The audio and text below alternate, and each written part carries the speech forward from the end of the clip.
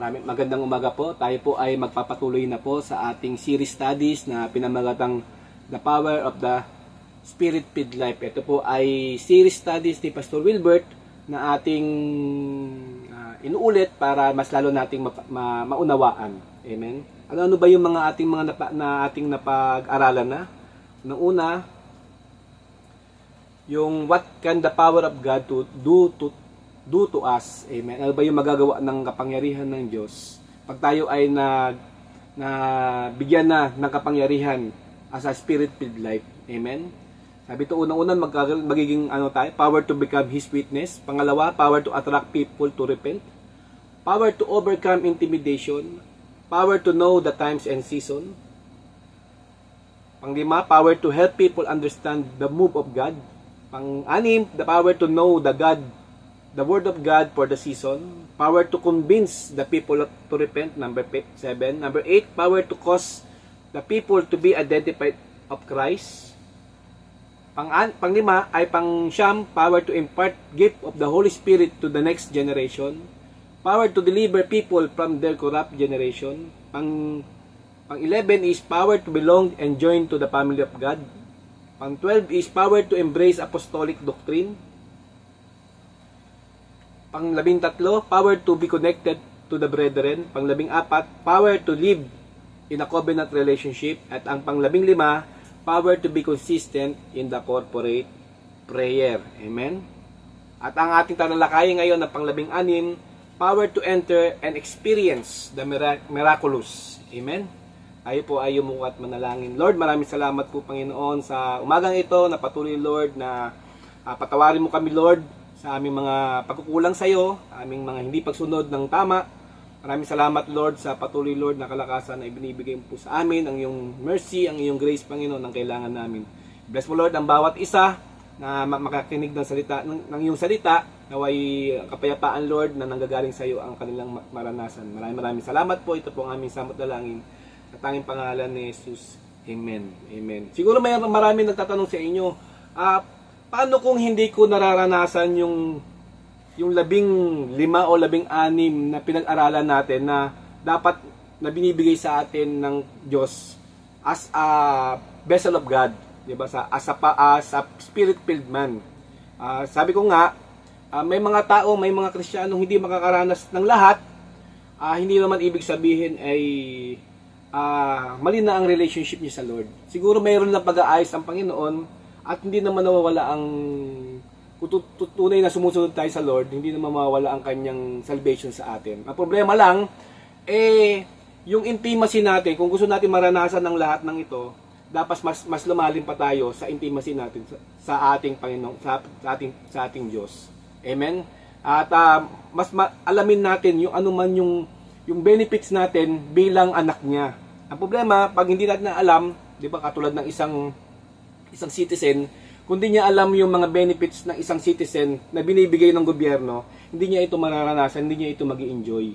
Kaya kung gusto natin maranasan yung mga kapangyarihan na ibinibigay ng Diyos bilang anak niya at kailangan natin at na mararanasan natin dito sa lupa, alamin natin. Hindi lang natin alamin, kundi pananampalatayanan natin. Amen? Ngayon, pag-aaralan naman natin ngayon pang-16, di ba? Power to enter and experience the miraculous. Amen? Pag sinabi miraculous, parang ang layo agad na sa isip natin. Pag sinabi miraculous, kakaiba. Diba? Divine. Yan. Pag sinabi kasing miraculous, divine. At pag-aaralan natin, ano ba yung ibig sabihin ng miraculous? Sabi dito, Acts 2:43, everyone was filled with awe, and many wonders and miraculous signs were done by the apostles. And amen. This early church, yung early church na ating mga forefathers, yung sila ay nagpapaumpisa na sa paghahayag ng salita ng Lord, binigyan sila ng ating Panginoong Hesus sa acts ng kapangyarihan. 'Di ba? Sabi ng ating Panginoong Hesus, iiwan niya ang comforter, iiwan niya ang ating guidance, yun ang Holy Spirit. At yung iniwan ng ating Panginoong Hesus ang Holy Spirit, nagkaroon na ng pagbabago sa church. Amen. At hindi lang sa isang tao na nananahan ng Holy Spirit, kundi sa bawat anak niya na tumanggap sa Kanya. Amen? Tumanggap doon sa ginawa ng ating Panginoon sa krus ng Kalbaryo. Kaya, yung naranasan nila ito, ay nagkaroon sila ng mga signs and wonders. Nakita na nila yung mga benefits. Amen? Kaya ba natin maranasan ngayon yan? Ako naniniwala na ang mga anak niya ng Diyos ay, sabi ng ating Panginoon, siya ay Diyos ng nakaraan, ang hinaharap, ang kasalukuyan at ang hinaharap. At kaya natin maranasan ito kung tama yung ating karakter.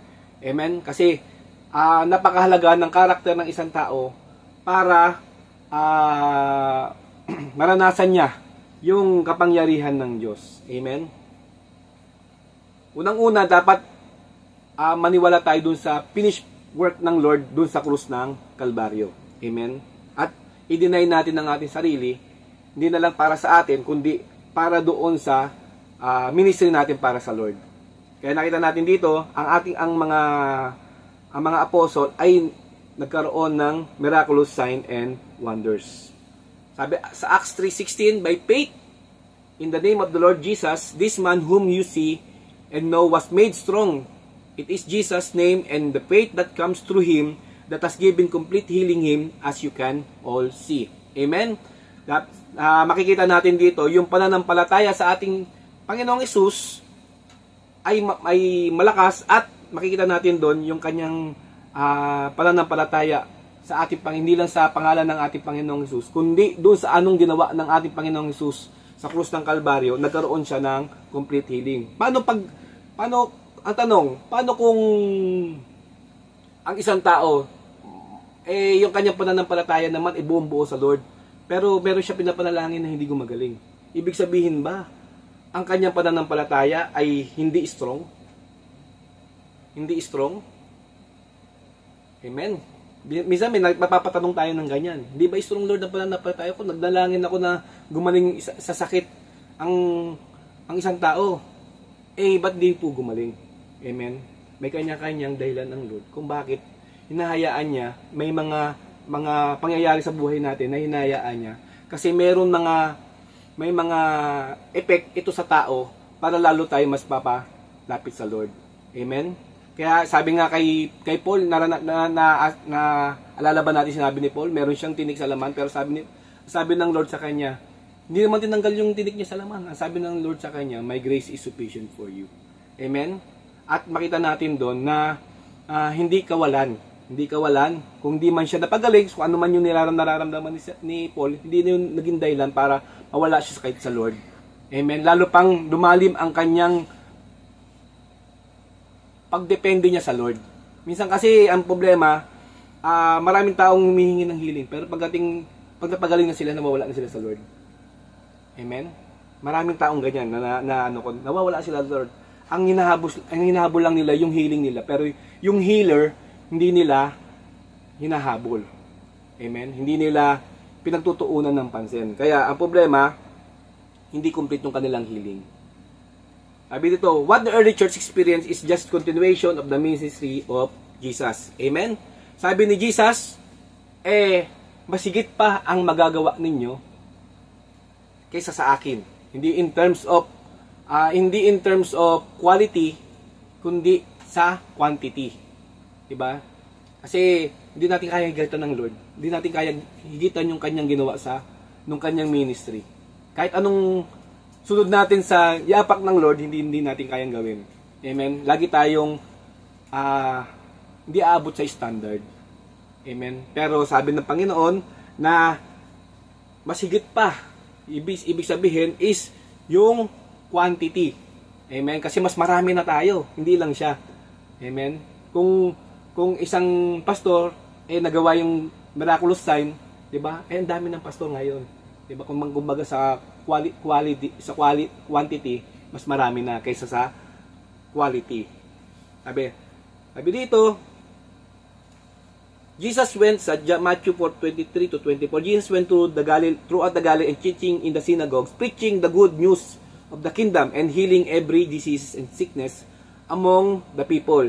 News about him spread all over Syria, and people brought to him all were ill with various diseases, those suffering severe pain and demon possessed have those having seizure and paralyzed, and he healed them. Amen? Sabi, yung dinala ng mga tao, yung iba't ibang mga may sakit, ay ito ay gumaling. Amen? Tanong ko, napagaling ba lahat ng Lord talaga? Lahat ng dinala sa Kanya. Meron siyang isang pinuntahan sa Nazareth. Diba? Sabi doon, yung pumunta ang Lord doon, konti lang ang Kanyang napagaling, hindi lahat. Bakit kamo? Kasi, sabi niya nga walang propetang kinulagdan sa sariling bayan. Kumbaga, dahil hindi sila nanampalataya sa Lord, diba? Hindi naging complete ang kanilang healing. Amen? Dininay nila, nireject nila yung kapangyarihan ng Diyos, kaya hindi sila nakaranas ng totoong kagalingan. Amen? Sabi, Jesus' public ministry is of teaching and preaching is accompanied by healing. Amen? Bakit kamo? Kasi para mapatunayan niya sa tao na kanyang sinasabi bilang Diyos ay mapatunayan. Kaya kailangan niya ang kanyang mga turo ay ma-accompany ng healing. Kasi marami bumabati ko sa kanila sa lugar nila para ipakita sa kanila na totoo yung sinabi ng mga propeta sa Isaias. Kasi sabi sa Isaias, He will heal the broken-hearted, tsaka yung ating mga sickness. Kaya, para mapatunayan niya sa mga tao na yung kanyang tinuturo ay totoo about sa kanya bilang Misaya, kailangan niyang kasi ang tao kasi hindi naniniwala hanggat walang miracle. Amen. Karaniwan sa tao talaga, hindi naniniwala kung walang miracle. Kaya doon nagkakaroon ng problema. Amen. Nakatingin sila sa mga bagay na pansamantala. Kaya binigyan sila ng Lord ng mga signs and wonder. Amen. After Jesus cleansed the temple for the second time, people come to Him and in the temple and healed them. Sa Matthew 21:12-14, Jesus entered the temple area and drove out all who were buying and selling there. He overturned the table, the money changers, and benches of those selling doves. Sabi niya pa, it is written, He said to them, my house will be called the house of prayer. But you are making it a den of robbers. And the blind man and lame came to Him at the temple and healed them. Amen? Kaya pinakita dito niya yung authority niya. Diba? Kasi makita natin dito na in-overturn niya yung mga kasamaan nangyayari doon, yung corruption na nangyayari doon sa temple. Para matunayan na yung kanyang sinabi na my house will be the house of prayer, para makita yung authority niya, pinagaling niya rin yung may mga sakit. Amen? Kasi kung nagsabi lang siya ng ganon at walang miraculous way, pwedeng sabihin ng mga tao, sino ba itong taon to? At parang sisiga-siga dito sa templo. Diba? Pero dahil nagpagaling siya ng mga tao, nakuha niya yung simpatya ng mga taong nandoon. Amen? Kaya pinagaling niya yung mga taong nandoon sa temple. Sabi ni Pastor Wilbert, I believe that we are in the season by God, which God is bringing this church to a higher dimension where healing, signs, and wonders will be taking place right before our eyes and within our midst. I declare it in the name of Jesus. Ito ang declaration ni Pastor Wilbert 2 to 3 years ago. Amen. Para sa kanyang church. At naniniwala ako kung lalakad tayo dun sa dimension ng Lord, dun sa higher dimension ng Lord, matutupad yung declaration ni Pastor Wilbert. Pero kung hindi tayo lalakad dun sa kanyang dimension, sa kanyang kalooban, naniniwala ako na hindi natin mararanasan kung ano man yung binigay na declaration ng Lord sa pamamagitan ni Pastor Wilbert. Amen. Huwag tayo matakot. Minsan natatakot kasi tayong manalangin sa may sakit. Diba? Kasi inisip natin kaagad na pag hindi gumaling to, baka isipin nila bulaan ako. Amen. Tandaan natin, hindi tayo ang nagpapagaling. Amen. Hindi ako yung nagpe-prayer, hindi ako nagpapagaling. ang nagpapagaling lamang ang ating Panginoong Hesus. Amen? At kung kalooban niya, ay matutupad. Amen? Hindi natin pwedeng hawakan ang kamay ng Diyos para sa ating pansariling motibo. Amen?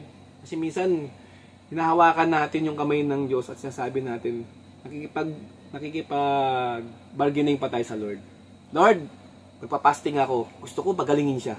Hindi ganun yung gustong mangyari ng Lord. Amen? Hindi natin siya pwedeng hawakan, hindi natin siya pwedeng utusan. Hindi siya genie na pwede nating banggitin at masusunod yung gusto natin. Amen? Tandaan natin, hindi genie ang Lord. Hindi password ang kanyang pangalan na in Jesus name, gagaling kagad.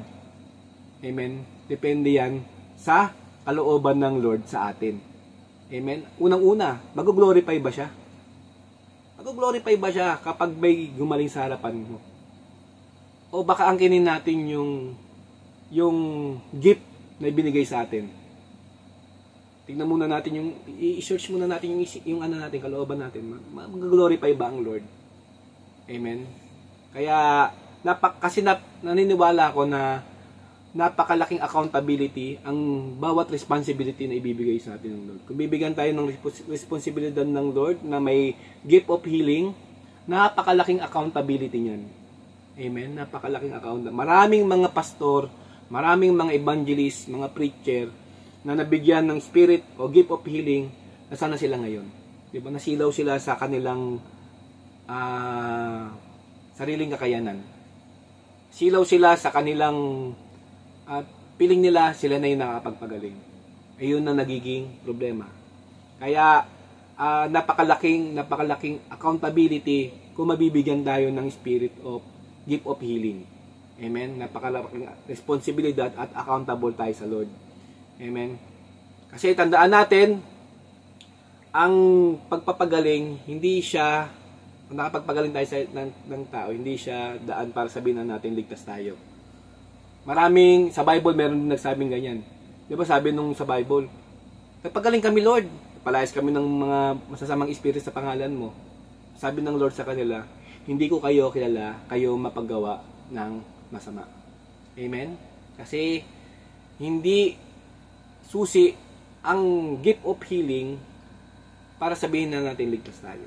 Amen? Wag nating i-bargain yan sa Lord, wag nating iyabang yan sa Lord dahil maging accountability ang pagkakaroon ng gift of healing.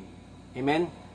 Kung may desire tayo, i-search muna natin ang ating mga puso.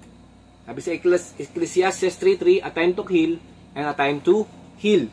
Amen? Kung kalooban ng Lord, diba? Laging sinasabi ko sa kung kalooban ng Lord, wala hindi madamot ang Lord para hindi niya pagalingin ng tao. Amen? Kung kalooban niya. Pero kung may tinuturo pa ang Lord, naniniwala ako na mananatili pa yan. Diba? Yung ating sakit. Kasi minsan, mayabang pa tayo eh. Lord, pagalingin mo lang ako sa sakit ko sa puso. Pero hindi na tayo marunong sumunod sa kanyang kalooban na pagkain ng okay. Lagi tayong kumakain, lagi tayo, 'di ba? Pagkain ng hindi tama, 'di ba? Sobra-sobra sa pagkain.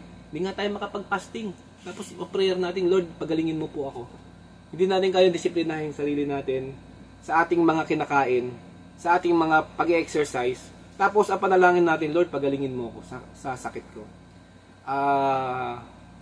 Tingin ko mali yung prayer mo. Ang prayer mo dapat, Lord, turuan mo akong disiplinahin ang sarili ko para magawa ko yung mga bagay na magpapalakas sa katawan ko. Amen? Kaya, i-align natin yung prayer natin sa kalooban ng Lord.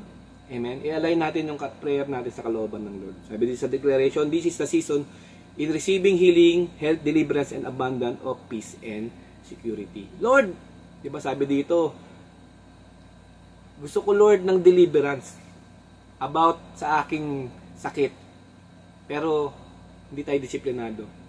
Tingin mo kaya, yung ating panalangin, ipagkakaloob ng Lord. Diba? Tingin ko, hindi. sorry to say, na hindi kakaloob ng Lord yung kanalangin mo. Kasi ikaw mismo, hindi ka marunong disiplinahin ang sarili mo. Amen? Unang-una, sabi dito, tayo muna ay manalangin. Papanalangin ko kayo kung gusto nyo talaga ng deep of feeling, gusto nyo ng deliverance, gusto nyo abundant and peace and security, papanalangin namin kayo. Amen. Papanalangin ko kayo. Amen. Lord, maraming salamat po, Panginoon, sa mga kapatid ko po, Panginoon, na nakikinig ng iyong salita. Lord, unang-una, Lord, turuan mo kami, Lord, disiplinahin ang aming sarili. Hindi lang, Lord, physically, lalo na, Lord, spiritually, Panginoon. Patawarin mo kami, Lord, sa aming mga kakulangan at maraming salamat sa iyong banal na Espiritu, Lord, na magpapalakas sa amin upang turuan kami na gawin ang darapat, Lord, sa buhay namin, Lord. Magsunod namin, Lord, ang kalooban mo, ang iyong mga salita. Maraming salamat po. Ikaw po ang maghari, Lord, sa buhay namin. Maraming salamat po. Ito po ang aming samudalangin sa tanging pangalan ni Jesus. Amen. Unang-una, ano ba yung purpose ng ating physical body? Sabi dito sa Psalms 134 verse 9, I praise you because I am fearfully and wonderfully made. Your works are wonderfully, I know that full well. Amen? Sabi dito, ano ba yung purpose ng ating body? Diba? Ang totoong sa creation kasi, yung kinreate ng tao, ng Lord ang tao, talagang perfect yung ating body. Hindi magkakasakit, yung panahon na hindi pa nagkakasala ang tao. Perfect ang ating body. Kahit may physical body tayo, immune to sa lahat ng sakit, immune to sa lahat ng pain, suffering, di ba? Ang problema, nagkasala ang tao, doon pumasok na yung mga sakit. Pag-aaralan natin yan mamaya. Pero ayun talaga yung purpose ng Lord, na maka-fellowship niya tayo. Di ba? Maka-fellowship niya ang tao, na wala tayong perfect tayo. Amen? Kasi, humarap tayo sa Lord ng holy. Kaya nga, sa tabernacle ang pupunta doon sa Holy of Holies, mga perfect, kailangan perfect Kaya ang problema, dahil sa kasalanan ng tao, yung ating body na-corrupt. Diba? Na-corrupt siya. At ang problema, hindi na ito, hindi na yun yung original plan ng Lord. Diba? Ang original plan talaga ng Lord, makasama niya tayo ng perfect. Problema, sa ating mga kasalanan. Ang purpose niya talaga, na ma-enjoy natin yung ating pag-stay dito sa lupa ng ating katawan. Kasi yung spirit kasi hindi niya maranasan yung mga bagay na physical. 'Di ba? Sabi nga ni Pastor Wilson nung araw, 'di ba? Hindi pwede ang mga spiritual na umano sa mga physical world. Kumbaga hindi siya tama. Kaya binigyan tayo ng totoong spiritual tayo, pero binigyan tayo ng physical body para ma-enjoy natin yung creation ng Lord. Ayun yun. Ayun ang purpose natin. Para ma-enjoy natin ang creation ng Lord, ma-enjoy natin ng Lord habang nag-stay tayo sa lupa. Pero ang problema, nakurap ito sa pamamagitan ng kasalanan. Sabi dito, when God made man, it is very different from all His creation. He made everything out of nothing. He simply speaks the word, let there be, and there it was. Amen? Kaya ang ating body is uniquely na kinreate. Hindi tayo kinreate sa pamamagitan ng salita lamang, kundi merong material na ginamit. Ayun yung dust o ang alabok. Kaya unique tayo sa lahat ng creation.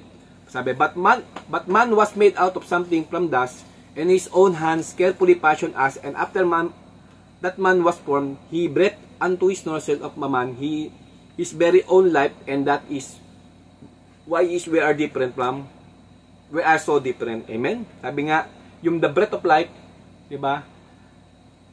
Meron tayong soul and body, pero wala pa yung spirit. Kaya hiningahan tayo ng Lord, nagkaroon tayo ng buhay.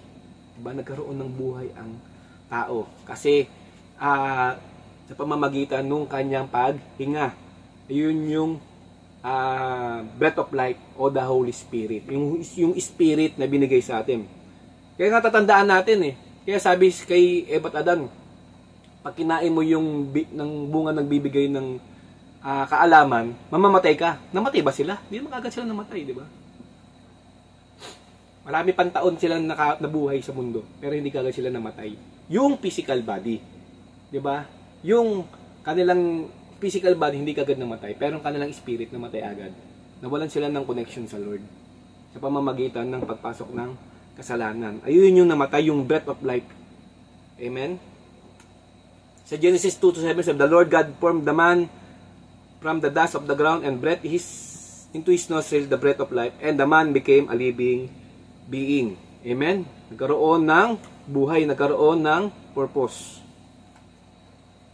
Some of the unique characteristic of the physical body. Sabi dito, no other motor of machine like our hearts can operate 24/7, 12 months a year, for more or less 75 years. Amen?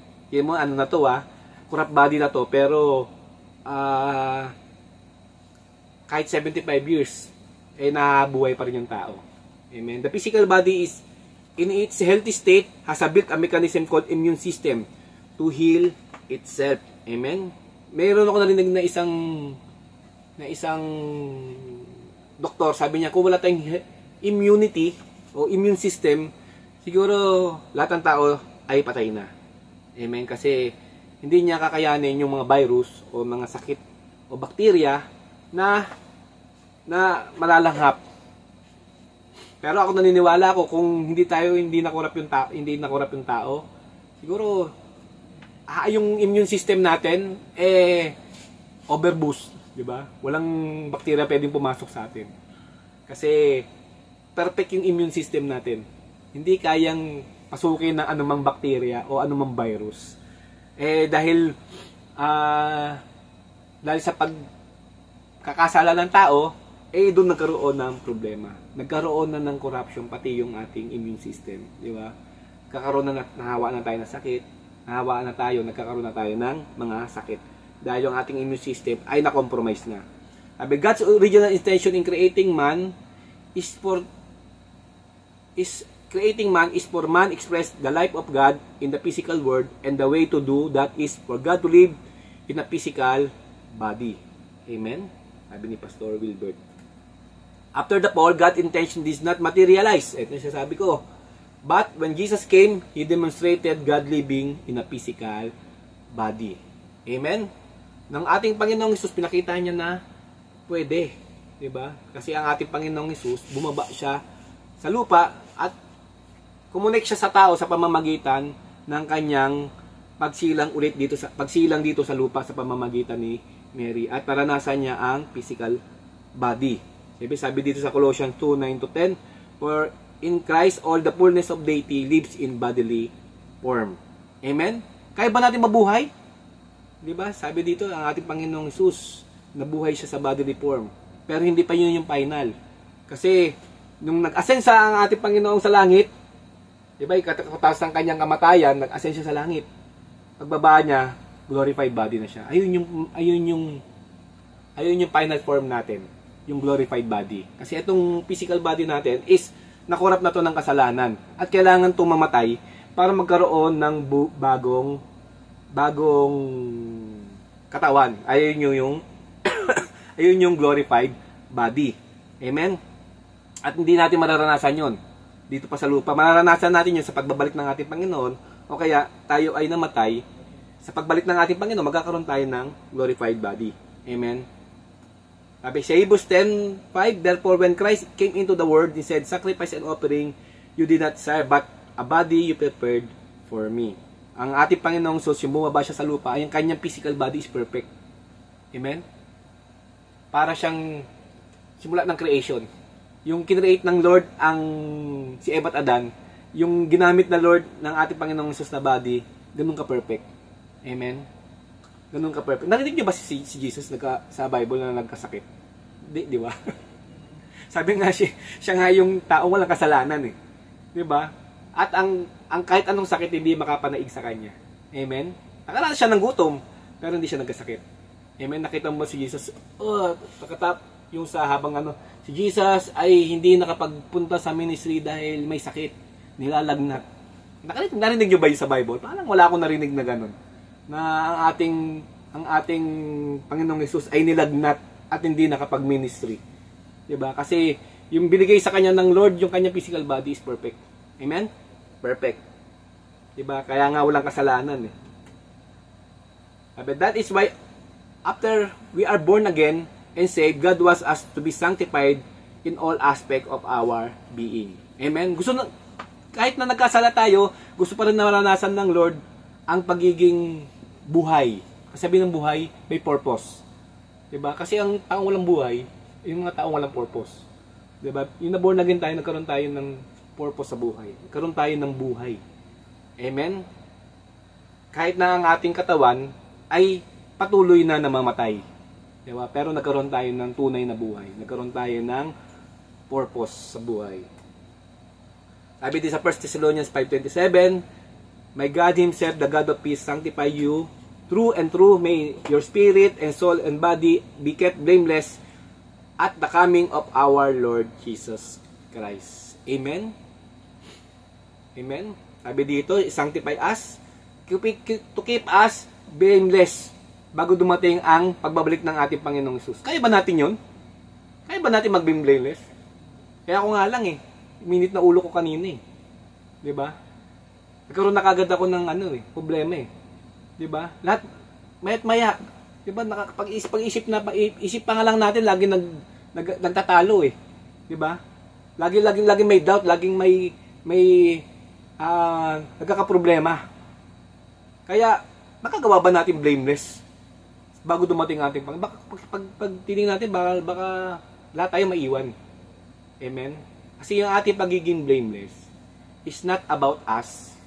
Hindi natin kaya maging blameless kahit anong gawin natin. 'Di ba? Kaya lang tayo kasi nagiging blameless sa harapan ng Lord dahil yung pagiging righteousness, pagiging blameless ng ating Panginoong Hesus, in-account sa atin. Kaya ang nakikita sa atin yung righteousness ng Lord, hindi yung righteousness natin. Amen? Kaya hindi natin pwede sabihin, kaya ako magpagaling dahil banal ako. Dahil hindi natin kaya sa sarili natin. Pero yung righteousness ng Lord, ng ating Panginoong Hesus, in-account sa atin para tayo maging blameless. Kaya pagdating ng ating Panginoong Hesus, blameless tayo? Amen, blameless tayo. Dahil in-account sa atin yung ating pananampalataya sa ginawa ng ating Panginoon sa krus ng Kalbaryo ay pinanampalataya na natin. Amen? Kaya tayo naging blameless. Hindi man tayo perfecto habang nandito tayo sa lupa, pero kinukonsider tayo ng Lord na blameless. Amen?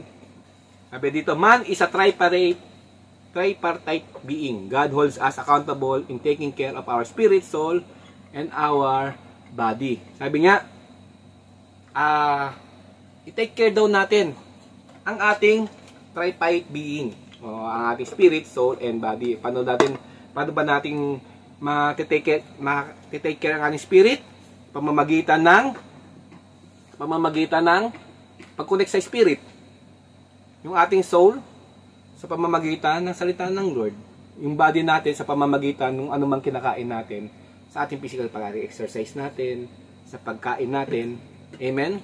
Pero sabi nga sa Bible, marami ako naririnig kasi ng mga Kristiyano na sumusunod sa Levitical law. Ano ba yung Levitical law? Na ito dapat ng kainin.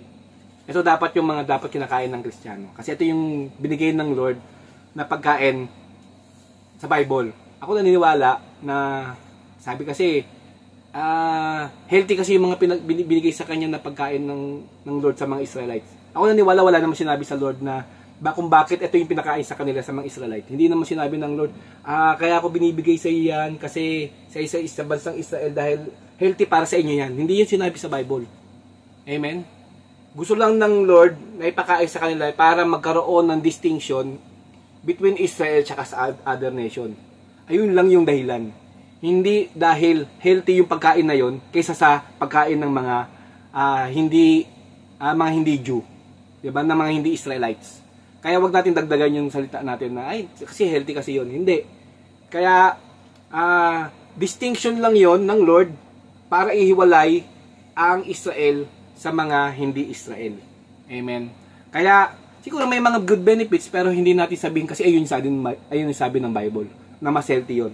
Hindi yon biblical. Amen. Hindi yon tama. Kasi sinabi sa Bible para i-distinct lang ang Israel sa bansang hindi Israel. Hindi sinabi ng Lord na kasi healthy to para ito lang kainin nyo. Hindi. Kaya nga sa New Testament di ba? Pinayagan na kumain tayo ng mga hindi kosher food o yung mga bawal sa Israel. Di ba kasi sabi ng ating Panginoon, ang nagpaparumi sa tao, hindi yung kanyang nakain, kundi kanyang sinasabi. Amen? Kaya, wag nating husgahan yung mga taong kumakain ng ganito at ikaw hindi. Kasi sabihin mo kasi, sumusunod ka sa sinasabi ng Bible about sa Levitical law. Hindi mo pwede silang i-condemn na, ay kasi kumakain ka ng baboy, kumakain ka ng dinuguan, kaya ano diba? Kaya masalanan ka. Hindi natin pwede i-condemn yung ating kapwa sa pamamagitan ng pagkain. Amen? Sabihin mo, hindi ka maliligtas dahil hindi ka sumusunod sa law ng Lord. Binigay lang naman yung law na yun sa mga Israel. Amen? Sabi nga, pero kung gusto mo sundin, hindi naman problema. Sabi nga, narinig ko, permitted but not required. Pwede kung hindi sundin, pwede mo ring sundin, pero hindi mo pwedeng i-require sa mga tao, lalo na sa kapwa mong Kristiyano. Hindi mo siya pwedeng i-require. Kasi lahat ng bagay na kinakain mo ay nilinis na ng Diyos. Sabi, God will destroy him and God's temple in secret, and you are that temple. B, origin of sickness, disease, and death for our healing. Amen? Genesis 2:15-17, the Lord God took a man and put him in the Garden of Eden to work and take care of it. And the Lord God commanded the man, you are free to eat from any of in the garden, but you must not eat from the tree of knowledge of good and evil. For then when you eat it, it will surely die. God's life eternal, if Adam and Eve did not disobey God, they will remain in that original state of life, death-free in a physical body. Amen? Kaya nga, kung hindi nagkasala ang tao,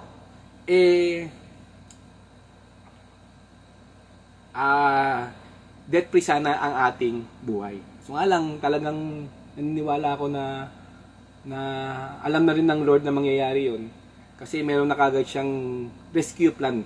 Di ba? Yung nagkasala si Eva at Adan, sabi niya, from your seed, woman, di ba, tatapakan ang ulo ng kaaway. Di ba? Kumbaga, umpisa pa lang, alam na ng Diyos na mangyayari talaga yun. Pero binigyan pa rin sila ng choice. Di ba? Sabi nga, a love without a choice is not love. Hindi daw pag-ibig kung ang tao ay hindi pwedeng mamili. Kung gusto na ng Lord na makita ang ideal na pag-ibig o true love, kailangan niya bigyan ng choice ang tao. Ang problema yung ang tao, dinisobey niya ang Lord. Ibang choice ang pinili niya. Pero binigyan pa rin ng Lord ng rescue plan o redemptive plan ang tao para mailigtas ito sa pagkakasala. Amen? But because of their disobedience, the word that God has spoken to them immediately took effect. Death entered in. Ano yung death? Yung kanyang espiritu ay namatay. Agad-agad, ang kanyang physical body, unti-unting namatay. Namatay din. Pero unti-unti. Binigyan pa sila ng, kaya ba't unti-unti namatay yung physical body? Para mayroon pang chance ang tao na ma-redeem. Kasi kung namatay kagad ng tao, pagkakain niya ng fruit, wala nang tao ngayon. Diba? Kung namatay kagad si Eva at Adan, wala na silang isisilang. Diba? Ang namatay lang yung kanilang spirit. Yung kanilang connection. Nagkaroon ng separation between man and God. Sabi, man's disobedience to God causes the entrance of sickness, disease, death, and all of humanity. Amen? Sabi, dahil sa disobedience ng tao, nagkaroon na ng kapangyarihan ang kasalanan mag-take effect sa ating physical form, physical body. Dito, Romans 5:12, therefore just as sin entered the world through one man, and death through sin, and this way death came to all men because all sinned. Amen? Dahil sa pagkakasala, lahat na tayo mamamatay physically. At eventually, kung di tayo mag-repent, magkakaroon tayo ng second death. Sabi, what is death? Diba yung death? Sabihin nun ay, sabi dito, pag-aralan, the progression of death. Unang-una, the first death is called the spiritual death. Ayun siya sabi ko. Nagkasala ang tao, nagkaroon ng spiritual death. Nagkaroon ng separation between God and man. Kasi ang God is holy, ang man hindi na siya holy. nagkaroon ng separation sa pamamagitan ng kasalanan at nagkaroon ng spiritual death. Kasi ang Diyos ay Spiritu. Genesis 2:16-17, and the Lord God commanded the man, you are free to eat to the tree of garden, but you must not eat in the tree of knowledge of good and evil. For then you will eat, you will surely die. Ephesians 2:1, as for you, you will be dead in your transgression and sin. Amen. Tayo ay namatay sa pamamagitan ng ating mga transgression at mga kasalanan. Spiritual death is the lostness of man's ability to relate God. Amen. In John 3:3, Jesus replied, declared, I will tell you the truth, no one can see the kingdom of God unless he is born again. Born again from what? Kailangan mabuhay ulit yung espiritu kasi namatay, yun yung namatay. Yun ang namatay, kailangan maborn again at mabuhay ulit. In 1 Peter 1:23, for you have been born again, not perishable seed, but imperishable through the living and enduring word of God. Amen. Hindi ibig sabihin na namatay, hindi wala naman espiritong namamatay. Amen. Namatay, ibig sabihin na wala na ng kaugnayan sa Lord. Amen. Naging ang mga karakteristik ng patay, di ba? Ang karakteristik ng patay na physical na patay, kahit sampal-sampalin mo, hindi yan magreklamo. Yun ang ibig sabihin. Wala na siyang reaction sa Lord. Pero hindi naman ibig sabihin na namatay na cease to exist na siya. Nawala na siya. Ang problema, ando dun siya, pero wala na siyang ugnayan. Kumbaga, ano na siya, patay na siya in sense na hindi na siya kumikibo. Pero yung cease to exist, yung mawawala siya, hindi siya mawawala. Amen? Kasi ang spirit hindi naman namamatay. For you have been born again, not perishable seed, but imperishable through the living enduring word of God. John 1:11-13, he came to that which was his own, but his own did not receive him. Yet to all who receive him, to those who believe in his name, he gave the right to become the children of God. Children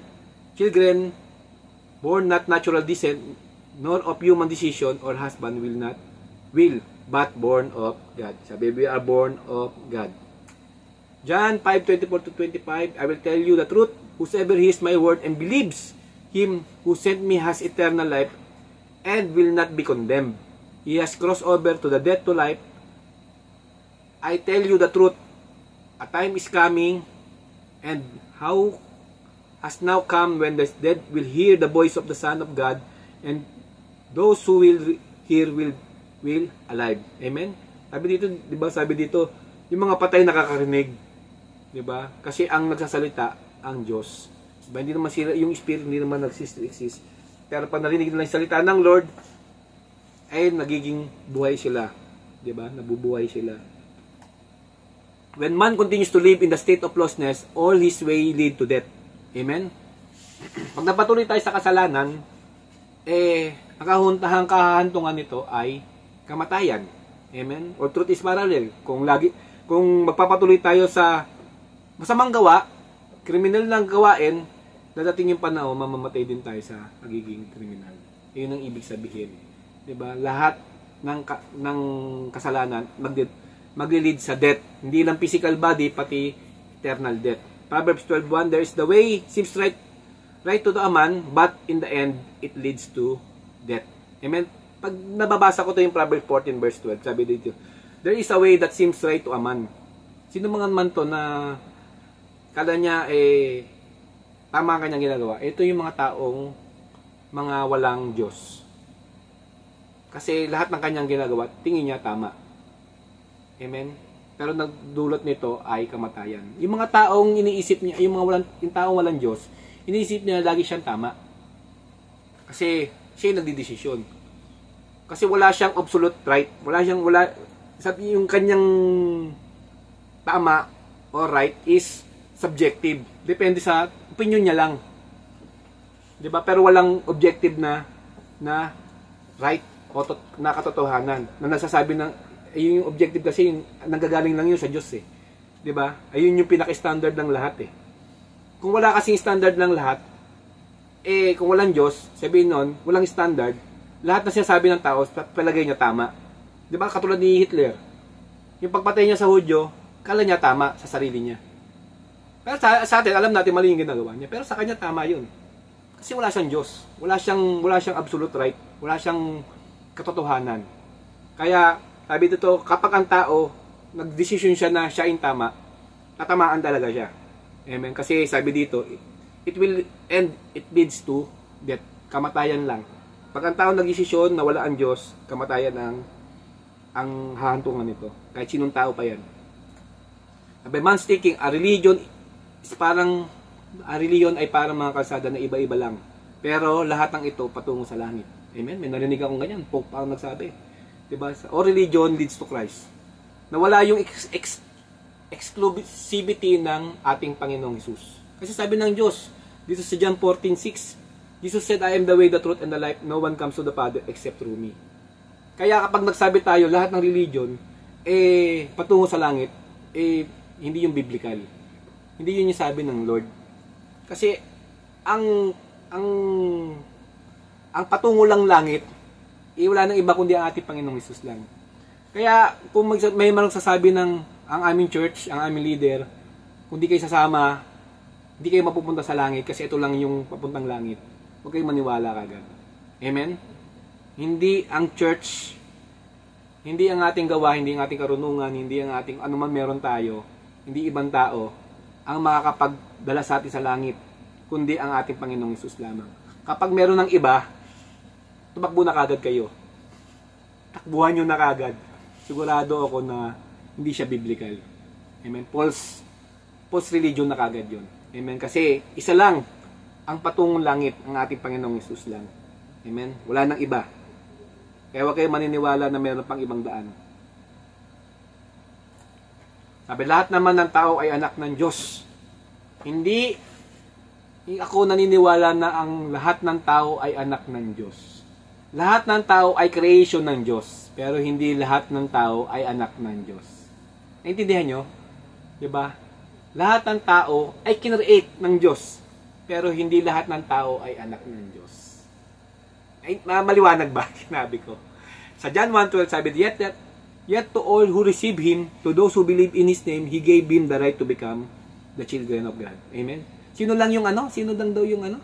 Yung binigyan ng karapatan ng natawagin anak ng Diyos sa mga tumatanggap sa Kanya. Yet to all who receive Him. Receive Him. Kaya lahat, hindi pwedeng sabihin natin lahat ng tao ay anak ng Diyos. Kasi lahat lang mga tumatawag sa Kanya ang anak.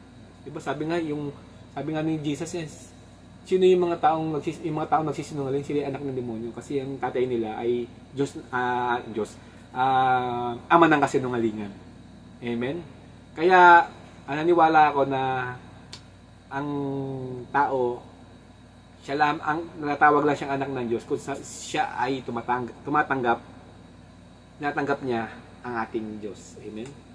John 8:44, you belong to your father, the devil, and you want to carry out your father's desire. He was a murderer from the beginning, not holding the truth, for there is no truth in him. When he lies, he speaks his native language, for he is the liar and father of lies. Ayan siya sabi sa iyo kanina. Sabi, dito na ako buhay, dito na rin lang ako mamatay. Amen. Yung mga sagrado, kandado, Yale. Kasi ayaw nilang buksan yung kanilang kaisipan, diba, sa katotohanan. Kung ano lang yung naniniwala sila sa kanilang mga tradisyon, kultura, kasi ito na yung kinakalakihan ko diba? Pero hindi nila nagsisik ng truth. Ano ba yung katotohanan? Ano ba sinasabi ng Biblia? Amen. Ano ba yung mga nangyari sa history? Kung bakit nagkaroon ng ganong klaseng mga tradition ang tao at hindi na ito nagiging batay sa Lord.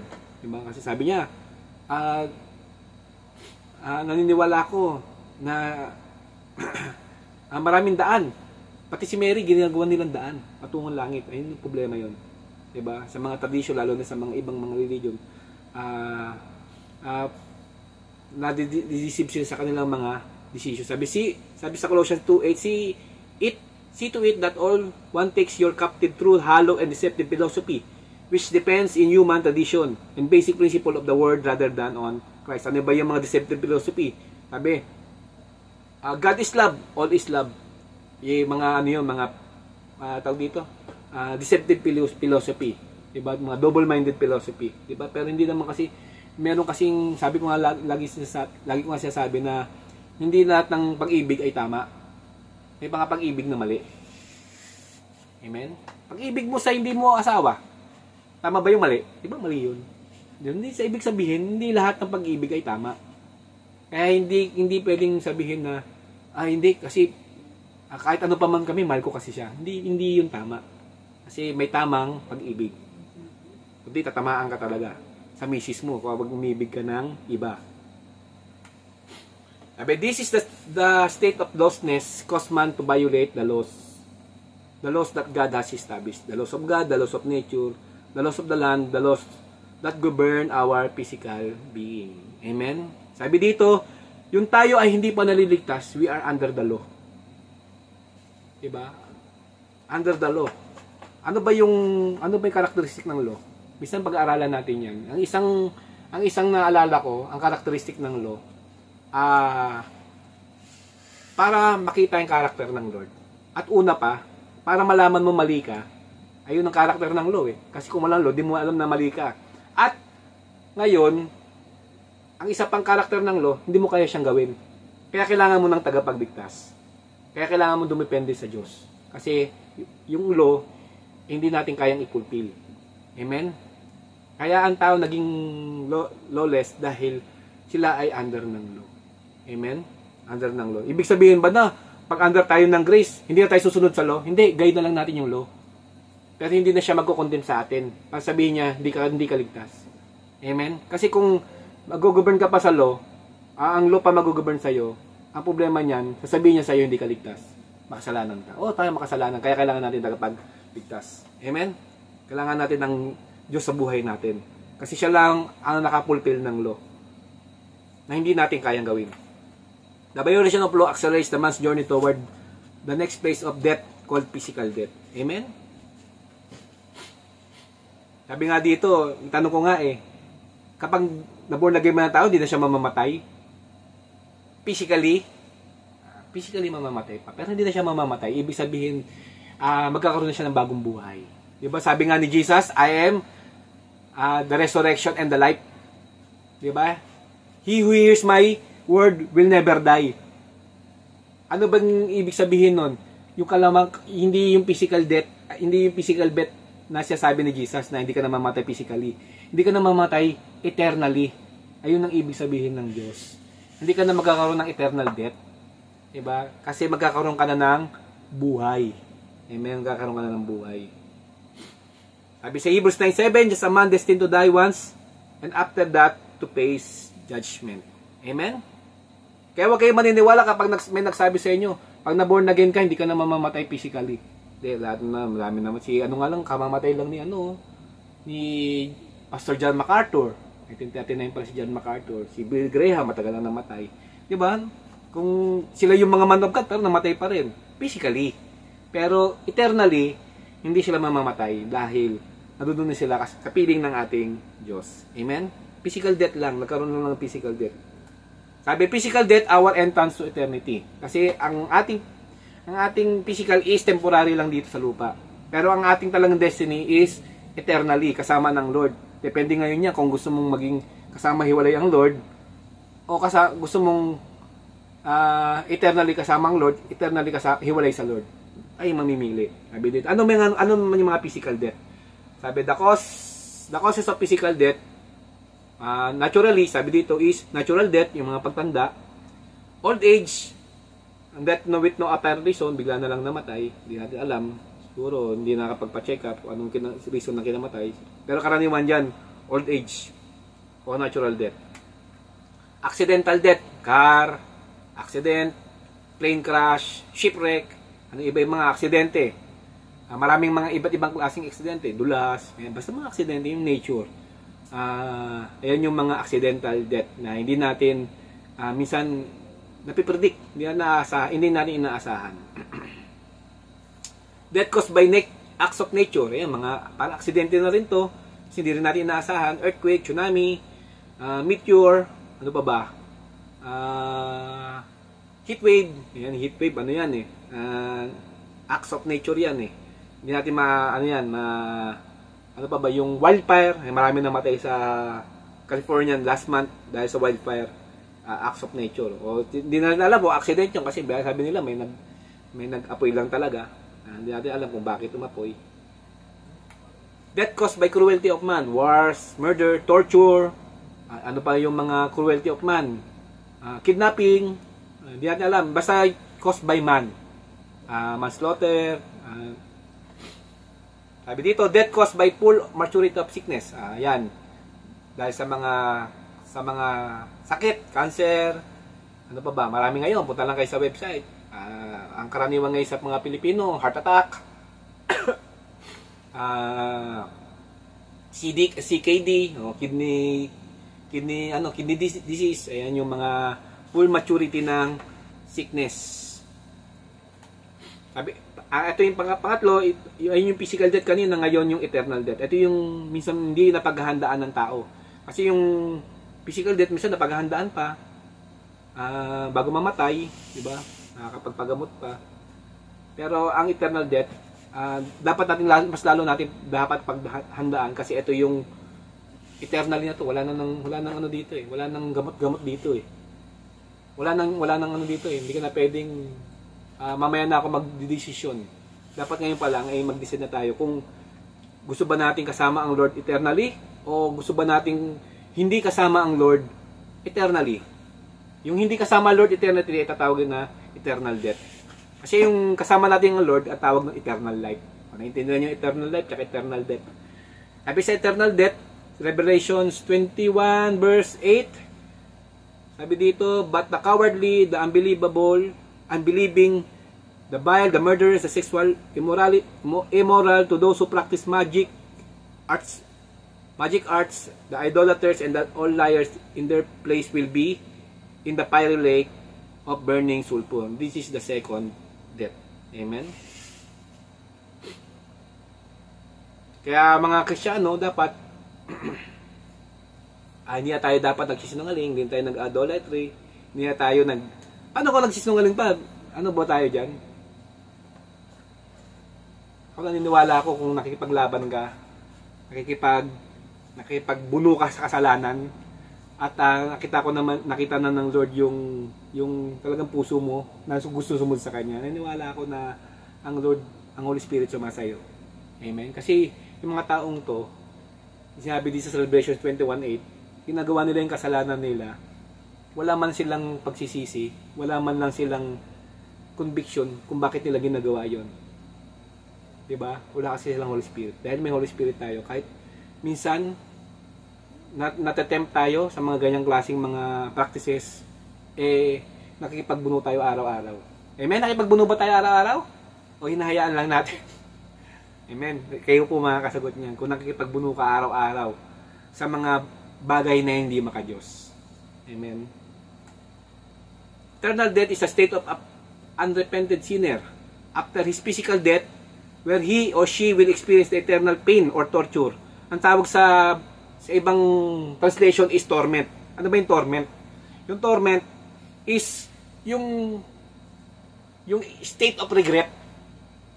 Yung lagi kang nagsisisid, bakit di mo ginawa?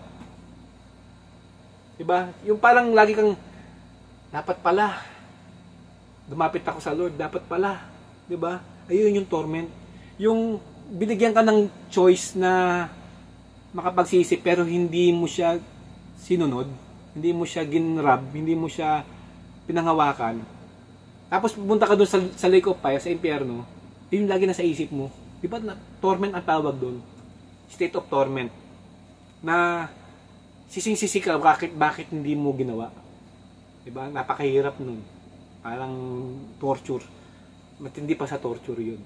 Matindi pa sa physical pain yun. Yung torment. Di ba? Binigyan ka na ng pagkakataon, hindi mo ginawa. Amen. Kaya ngayon, kung naririnig mo yung salita na to, at binigyan ka ng Lord ng conviction, wag nang mangyari sa iyo na matorment ka doon sa impyerno. Amen. Binigyan ka ng Lord ng pagkakataon para pagsisihan. Amen. Sabi ito, and eternally separated from God. But this is the second death. This is where you saved. This is where we are saved by God. Dito tayo niligtas ng Lord sa second death. He doesn't want anybody to suffer in His side of eternity. This place is only for Satan and his demon. Amen? Marami ako naririnig na sabi, kung talagang all-loving ang Diyos, bakit pa ginawa ang place of suffering? O ang hell? Kung talagang mahal ng Diyos ang creation niya, ba't lahat na lang dinaladaling sa langit? Amen? Di ba? Marami ako naririnig na ganyan. Kung talagang all-loving ang Diyos, bakit hindi niya na lang dinala ang mga tao sa Kanya, sarili niya? Amen? Ang sagot ko lang, because mahal ng Diyos ang tao. Kano ba all-loving siya? Ba't mapupunta sa impyerno ang mga tao to? Kasi mahal niya nga yung tao. Amen? Parang hirap intindihin, no? Kasi ang pag-ibig, sabi ko nga, is a choice. Diba? Is a choice. Pagpili ito. Diba? Kasi mahirap, kahit sa mag-asawa Kunyari, hindi pala sa mag-asawa. Kunyari, meron akong, nililigawan ko pala si Bajik nung araw. Hindi niya ako mahal. Pero, pinilit ko siyang mahalin ako. Anong ginawa ko siya? Kinidnap ko siya. Dinala ko siya sa isang lugar na hindi niya gusto at nirape ko siya. Tingin mo kaya, totoong pag-ibig yun? Totoong pag-ibig kaya yung ginawa ko sa kanya? Na pinilit ko siya? Nadaling ko siya sa isang lugar na ako masaya, siya hindi.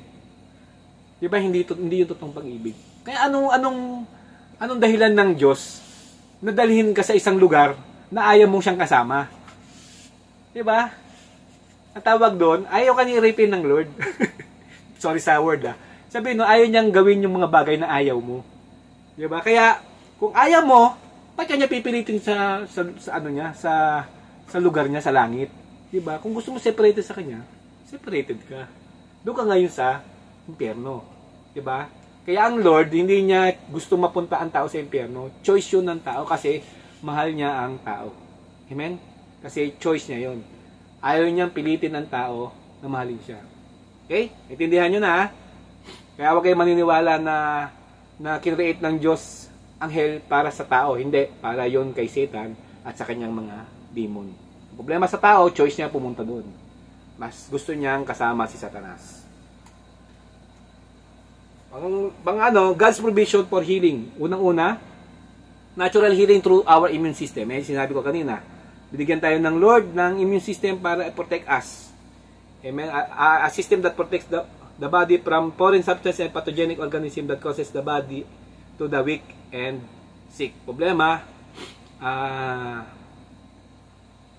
ginagawa ng tao na pabagsakin yung immune system kasi sa pamamagitan ng greed. Diba? Ba't may mga sakit ngayon? Hindi mo alam kung mga sakit na yan is sa laboratory ginawa. Bakit ginagawa sa laboratory? Kasi meron silang bagong product. Yung gamot na yon pangpatay doon sa sakit na yon. Di ba? Hindi natin alam. Kaya minsan kasi may mga taong may mga dumalabas na mga sakit, minsan kasalanan rin ng tao. Sobrang greed sa pera na gusto nilang kumita. At yung kanilang produkto ay kailangan nilang magamit. Herbal healing, ito yung mga nung araw wala namang wala namang yung medical healing, puro herbal pa. Pero meron na rin. Sabi sa 2 Chronicles 28:15, basahin ko na sa bandang huli, yung sabi, their fruit will be served for the food and their leaves for healing. Amen. Sabi dito yung mga panahon pa ng Chronicles, yung mga fruits, yung mga leaves, may mga healing may mga healing materials or substance na kayang tumulong sa ating katawan. During the ancient times, people depends heavily on herbal and other products of nature. Ngayon, nung araw kasi pinipitas lang yung mga mga herbal tsaka mga product of nature. Ngayon, ginagawa ng negosyo. The fruit-bearing trees were designed by the God to bear fruits in the season where it was man needs for the particular season to boost their immune system. Pangatlo is medical healing. It is a modern way to treating sickness through the use of medicine, medical technologies administered by people in the medical profession. Amen. Yung mga medical healing sa pamagitan ng mga mga technology na. Meron ako narinig sa debate, sabi ng isang debate. Kung talagang naniniwala ka sa Diyos, dapat kung may sakit, kunyari may anak na may sakit na cancer at totoong naniwala ka sa Diyos, dapat ipapanalangin mo siya, hindi mo siya dadalhin sa mga doktor. Sabi ng pastor, bakit? Diba? Kasi yung mga doktor na yan, hinayaan na rin ng Lord yan para makatulong sa tao. Amen? Makatulong sa tao. Kaya pwede mo siyang gamitin. Kaya huwag kayo maniniwala na may mga Kristiyanong sabi niya, di, dapat huwag kayo pupunta sa mga ospital. Dapat by faith lang. Naku, pay tayo doon. Kinreate din yan ng Lord, hinayaan na rin ng Lord yan para makatulong sa atin. Amen? Way na rin ng Lord yan para makatulong sa atin. Kaya wag nating basta-bastang alisin. Pero kung kalooban ng Lord na magkaroon ng healing, ito yung pang-apat. Mamaya na, basahin ko muna sa Jeremiah 8:22. Sabi din, is there a balm of Gilead? Is there no physicians here? Why there is no healing for the wound of the people? Amen? Sabi, pang-apat is the divine healing. Ito na yung ating laging naririnig. It is the supernatural healing caused by acts of God. Amen? Ito nga yung sabi ko sa kanila. Gusto natin divine healing, ayusin muna natin ating karakter. Ano ba yung dahilan natin? Ano ba yung motibo natin kung bakit gusto natin gumaling o gusto natin magpagaling ng ibang tao? Exodus 15:26, he said, if you listen carefully to the voice of the Lord, your God, and what the right in His eyes, if you pay attention to His command and you keep all His decree, I will not bring on you any disease I brought in the Egyptian, for I, the Lord, who heals you. Psalms 103, verse 3, who forgives the sins and heals all their diseases. Amen. Ito yung prophecy ng Bible Old Testament sa pagdating ng ating Panginoong Jesus. Hebrews 13:8, Jesus is the same yesterday, today, and forever. Hebrews 11:6, and without faith it is impossible to please God, because anyone who comes to Him must believe that He exists and rewards you earnestly to seek Him. Amen. Sabi, may faith naman ako, ba't hindi ko magaling? Sabi, ang sabi lang sa inyo ng Lord, my grace is sufficient for you. Amen. Okay po. Maraming salamat. Alam ko sobra-sobra na ako sa oras. At naniwala naman ako na naintindihan natin yung ano ba yung gusto ng Lord. Amen. Minsan kasi ang problema natin, wag kasi ang faith natin wag bumase sa miraculous way. Kasi kung babase masyado nating hinahawakan ng kamay ng Lord sa mga bagay na gusto niya sa ating gawin. Tumingin ka lang sa paligid mo. Diba? Tumingin ka lang sa langit. Makakita ka ng miracle. Amen? Tingnan mo lang yung mga bituin. Kung paano ginawaan ng Lord. Miracle. Pag-isip mo sa umaga, miracle. Amen? Kasi binigyan pa tayo ng chance ng Lord para mabuhay. Para makapagsisi. Para maituwid yung ating mga mali. Amen? At huwag nating hayaan na mawala yung chance na yun. Amen? Tayo po ay yumuko at manalangin. Lord, maraming salamat po, Panginoon, sa hapong ito. Naway makita namin, Panginoon, buksan mo, Lord, ang aming isipan, ang aming mga mata, Lord, sa iyong mga ginagawa, Panginoon. Naniniwala ko, Lord, kung bubuksan lang namin ang aming mga mata, marami kami makikita, Lord, na miracle, Lord, sa buhay namin, Panginoon. Maraming salamat, Lord. Huwag kami tumingin, Lord, sa isang makitid na butas, Panginoon. Kundi i-open mo, Lord, ang aming mga mata, Panginoon. Dahil ikaw, Lord, ay God of wonders and miracles, Panginoon. Maraming salamat, Lord, sa bawat isa nakinig ng iyong salita. Maraming salamat, Lord, na magkaroon, Lord, ng tunay na aral po sa buhay namin, Panginoon, at na malakaran namin, Panginoon, ang kalooban mo, Lord. Iayos mo, Lord, ang karakter namin, Panginoon. Kung ano man gift, Lord, na ibibigay mo po sa amin, ano man power, Lord, na i-empower us, Panginoon, dahil kami ay yung mga anak, Panginoon. I-prepare mo, Lord, ang aming puso, Lord, ang isip, ang aming motibo, Panginoon. Maraming salamat, Lord. Ikaw lang mag-glorify, Lord, sa buhay namin.